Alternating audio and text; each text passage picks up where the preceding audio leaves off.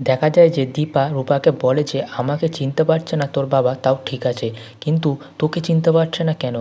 রূপা তখন বলে যে আমি একটা জিনিস লক্ষ্য করেছি, উর্মি যখন বাবাকে খাবার দেয় তখন খাবারের মধ্যে কী যেন একটা ওষুধ মিশিয়ে দেয়।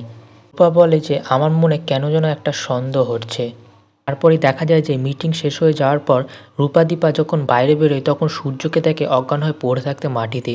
আর তখন রূপা চিৎকার করে বলে যে বাবা তোমার কি হয়েছে? তারপরে দেখা যায় যে রূপা আর দীপা মিলে হসপিটালে নিয়ে যায় সূর্যকে তাড়াতাড়ি করে।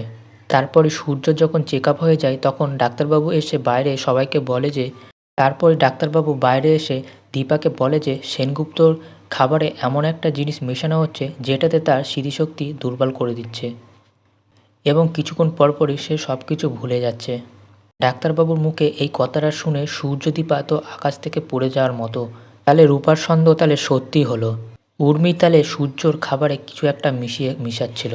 তারপরই দেখা যায় যে পালক সূর্যর এই অবস্থা শুনে তাড়াতাড়ি করে হসপিটালে চলে আসে। তারপরই দেখা যায় যে পালক সূর্যের কথা শুনে তাড়াতাড়ি করে হসপিটালে ছুটে আসে এবং দীপাকে সব কথাটা খুলে বলে যে সূর্যকে এমন কিছু একটা খাওয়ানো হচ্ছে যাতে তার স্মৃতিশক্তি দুর্বল হয়ে যাচ্ছে এবং বলে যে ওকে এতদিন ধরে কি খাওয়ানো হচ্ছে আমি সেটাও জানি না।